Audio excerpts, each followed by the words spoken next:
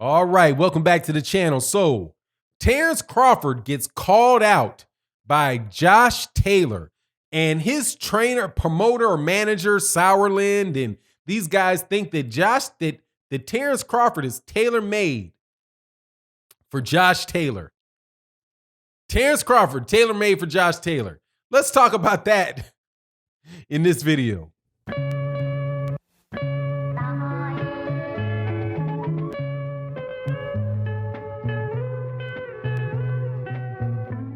All right, welcome back to the channel. So, as always, it is a pleasure to talk about the #1 pound-for-pound fighter in the world, Terence Bud Crawford. And yes, again, I keep saying this to y'all because y'all keep asking. He is the #1 pound-for-pound fighter in the world and the #2 welterweight. But for the sake of this video, we really don't have to talk much about the other welterweights, because it is somebody at 140 pounds that is calling out Terence Crawford and saying that he believes that he has everything necessary to beat Terence Crawford. And that is the 140 pound WBA and IBF champion Josh Taylor out of Scotland, the UK, Scotland. I do believe he is the first Scottish champion in a very long time, if not ever.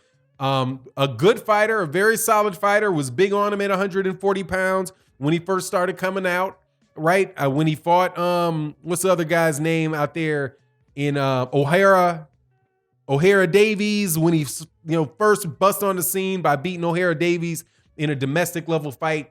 Then he moves into the World Boxing Super Series. He beats, I actually think before he got in the World Boxing Super Series, he might have beaten Victor Postal. And then I think the other guy that he fought, he might have beaten, like, was it Baranachek that he beat for the IBF belt? And then he wins the WBA belt off of Regis Prograis. And then he leaves the people he's originally signed to and moves over to the Top Rank to sign with Top Rank and get a shot at the WBC and the WBO champion at 140 pounds, who is Jose Ramirez, right? So that's where we are right now with Josh Taylor in the 140 pound division. He's got 2 belts. Jose Ramirez has 2 belts, and there was conversations about these 2 guys fighting for undisputed championship. Now, the conversations about that fight taking place are just that, they're conversations. Until I see them looking at each other, standing up there with that fight announced, I am not going to believe that those 2 guys are going to fight. And the reason that I don't believe that is because it would not be in the playbook of Bob Arum. Bob Arum would rather have 2 champions than 1. He'd rather have 2 champions with 2 belts each than just 1 champion with 4 belts. And there's been fights that have been mandated and ordered before, and Bob Arum has completely blown them off for unification fights or fights that are ordered by sanctioning bodies. Bob Arum don't care about any of that stuff. So I could very well see whoever he believes to be the bigger guy, like the larger framed person, that person to move to 147 pounds. That being either Jose Ramirez is going to 147 soon, and Josh Taylor is going to wind up staying at 140 pounds, and some other top-ranked fighters are going to fight for the belts, the WBO belt that's vacated, or it's going to be the other way around. I don't see Josh Taylor and Jose Ramirez fighting, not because either one of the guys wouldn't fight each other, but just because that doesn't make sense for the way the Top Rank runs its business. Top Rank doesn't want an Anthony Joshua versus Tyson Fury fight. He wants Tyson Fury versus Kubrat Pulev, right? Because they're both in his shop, right? That's just kind of how he goes. So to hear Josh Taylor talk about Terence Crawford made sense to me. And he said, if I can get the Jose Ramirez fight or the Terence Crawford fight, that's what I'm there for. And he believes that he has what he needs to be able to beat Terence Crawford. Let me nip all that in the bud, okay?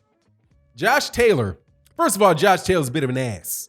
So let's just get this out there on Josh Taylor. Josh Taylor's a bit of an ass, okay? Who's a bit of a wild man, and you don't know where he's going to be in his career because the dude got problems outside of the court, outside of the ring, right?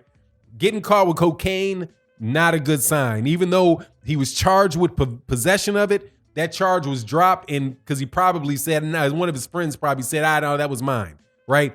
Also, he's out there threatening and menacing, pled guilty to menacing people just because they got color in their skin at a bar, right? So he's the type of dude, man, that just as time goes on, just watch the type of shit that's going to come out on this guy, because that shows what type of person you are. You know what I mean? So first, he's got that bit of baggage on him, but the second of all is that he is a skilled fighter.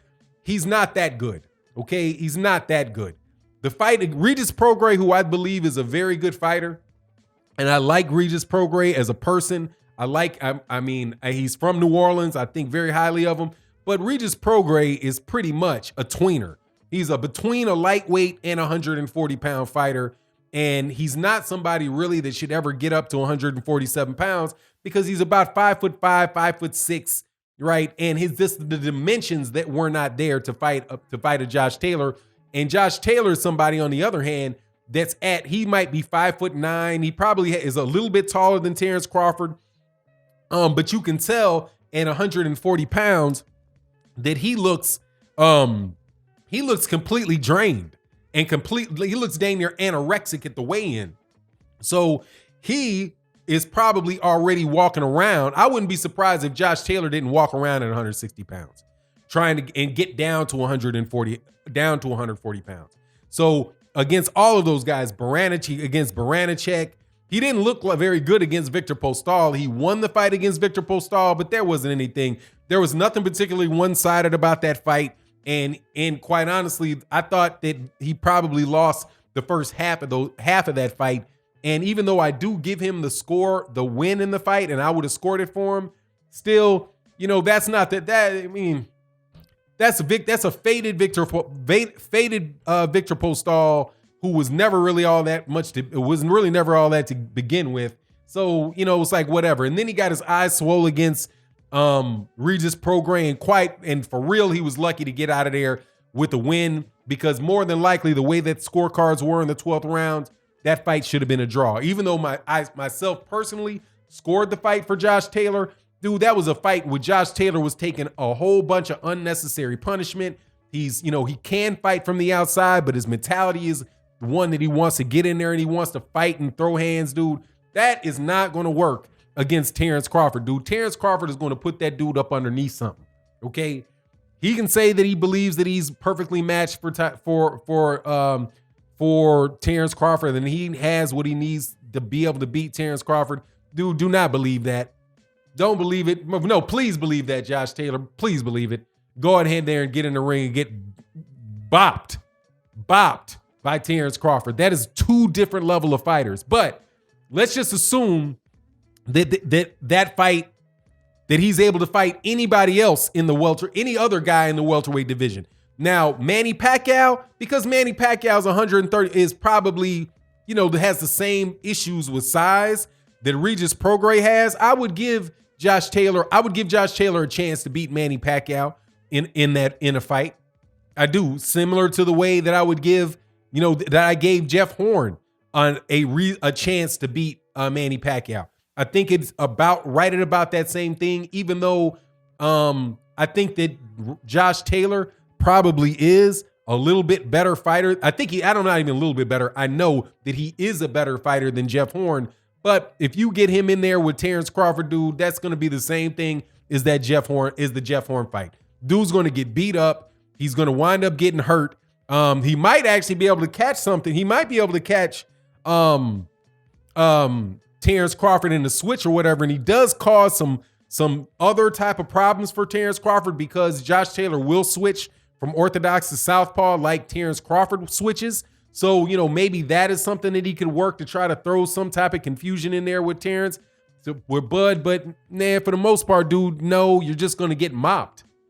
You're just going to get mopped. The Terence Crawford his power is way too significant for you to be taking those. If he takes the same type of shots against Terence Crawford that he took from Victor Postol, and then he took from Regis Prograis, that dude is gonna get slept. He's gonna get slept, and I'm not 100% sure about that dude taking body shots either. If he fought somebody like Errol Spence Jr., 6 rounds. 6 rounds, he's gonna get his body broken down, and he's gonna get put up out of there. I believe that Josh Taylor is a good fighter. He'd be smarter to try to force Bob Arum to give him the Jose Ramirez fight. Try to get the undisputed title at 140 off of Jose Ramirez, and then stay down there. Stay down there until Terence Crawford moves up and that WBO belt is free, right? If Terence Crawford moves up to fight Teixeira, then Josh Taylor or Jose Ramirez move on up there, and then they will spend their whole time at the WBO champion fighting people who are not from the PBC. But if either one of them, Jose Ramirez, I think, has got a better shot at 147 than Josh Taylor does, because he's just not so willing to get punched upside the head for no good reason, right? He's not going to engage. Jose Ramirez is not going to engage and take unnecessary punishment, where Josh Taylor seems more than happy to do that himself. But anyway, that's my take on the matter. You let me know what you think, and with that, I'm out. Peace.